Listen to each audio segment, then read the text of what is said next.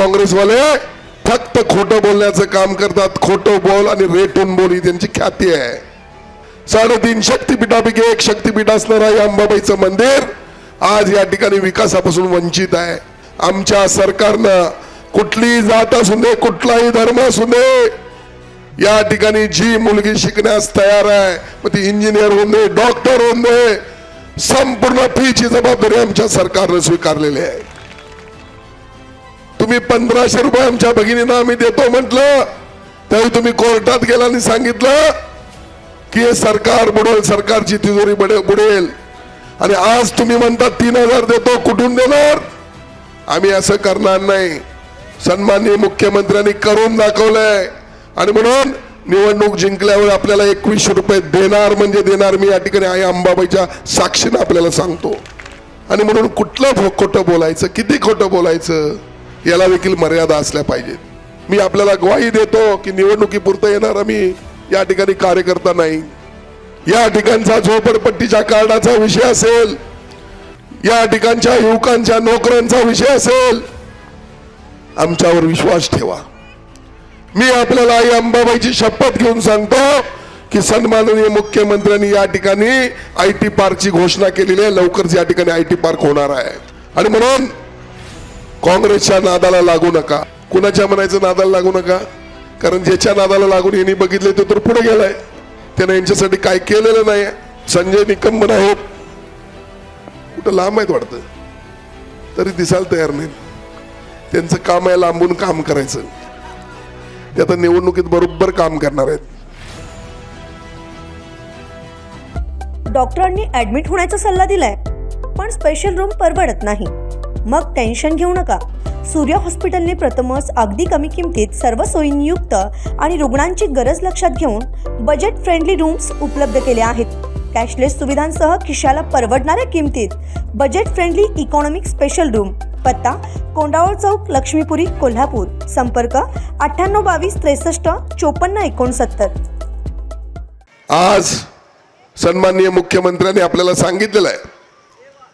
24 तारखेला कोल्हापूर दौऱ्यावर आले होते. 24 नाही, आत्ता हल्ली. आणि त्याने आपल्याला सांगितलेलं आहे ही योजना आता निवडून आल्यावर मी 1500चे 2100 रुपये करता येईल. लक्षात घेतलं पाहिजे.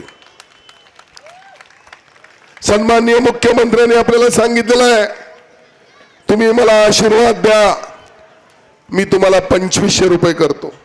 तुम्ही मला आणखीन आशीर्वाद द्या, मी तुम्हाला 3000 रुपये या योजनेच्या माध्यमातून देतो. आणि म्हणून काँग्रेसवाले देखील डोळे उघडले, जागे झाले. 50 वर्षामध्ये जागे झाले नाहीत. आता त्यांनी वचननामा काढलाय. काय म्हणतात ते की आम्हाला निवडून द्या, आम्ही किती देतो? 3000 देतो. आता नानांनी सांगितलं ते बरोबर आहे.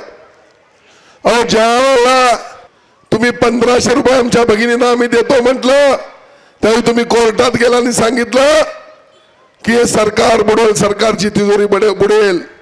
आणि आज तुम्ही म्हणतात 3000 देतो. कुठून देणार? आणि म्हणून कुठलं खोटं बोलायचं, किती खोटं बोलायचं, याला देखील मर्यादा असल्या पाहिजेत. आणि म्हणून माझी आज या ठिकाणी उपस्थित असणाऱ्या भगिनींना नम्र विनंती आहे, हे नालायक काँग्रेसवाले फक्त खोटं बोलण्याचं काम करतात. खोटं बोल आणि रेटून बोल ही त्यांची ख्याती आहे. एक लक्षात घ्या, शेजारचं आपलं राज्य आहे कर्नाटक. या कर्नाटक राज्यामध्ये निवडणुकीत त्यांनी योजना आणली. त्यावेळी पण त्यांनी सांगितलं की 3000 रुपये देतो. निवडून आलेली योजना बंद केली. माहिती घ्या. आम्ही असं करणार नाही. सन्माननीय मुख्यमंत्र्यांनी करून दाखवलंय आणि म्हणून निवडणूक जिंकल्यावर आपल्याला 2100 रुपये देणार म्हणजे देणार. मी या ठिकाणी आई अंबाबाईच्या साक्षीनं आपल्याला सांगतो. अनेक गोष्टी आपल्याला सांगण्यासारख्या आहेत. आज आमची गोरगरिबाची मुलगी डॉक्टर का नाही झाली पाहिजे, इंजिनियर का नाही झाली पाहिजे, तिच्याकडे फी भरायला पैसे नाहीत म्हणून ती नाही झाली पाहिजे, तिनं काय गुन्हा केलाय गरिबाच्या पोटाला जन्माला आली म्हणून. आज आम्ही या ठिकाणी अभिमानानं सांगतो आमच्या सरकारनं कुठलीही जात असू दे, कुठलाही धर्म असू दे, या ठिकाणी जी मुलगी शिकण्यास तयार आहे, मग ती इंजिनियर होऊन दे, डॉक्टर होऊन दे, संपूर्ण फीची जबाबदारी आमच्या सरकारने स्वीकारलेली आहे. अनेक गोष्टी आपल्याला सांगता येतील. आणि म्हणून काँग्रेसच्या नादाला लागू नका. आता काँग्रेसचं कसं म्हणायचं, हातच गायब झालाय. कुणाच्या म्हणायचं नादाला लागू नका, कारण ज्याच्या नादाला लागून यांनी बघितले तो तर पुढे गेलाय, त्याने यांच्यासाठी काय केलेलं नाही. आणि म्हणून हात तर काँग्रेसचा गायब. माझी आपल्याला नम्र विनंती आहे बंधू भगिनींनो, या ठिकाणचा झोपडपट्टीच्या कार्डाचा विषय असेल, या ठिकाणच्या युवकांच्या नोकऱ्यांचा विषय असेल, आमच्यावर विश्वास ठेवा. मी आपल्याला आई अंबाबाईची शपथ घेऊन सांगतो की सन्माननीय मुख्यमंत्र्यांनी या ठिकाणी IT पार्कची घोषणा केलेली आहे. लवकरच या ठिकाणी IT पार्क होणार आहे. या ठिकाणी मोठमोठे धंदे, आपल्याला उद्योगधंदे होणार आहेत. आपली ही मुलं व्यसनाधीन होता कामा नये याची आपण काळजी घेतली पाहिजे.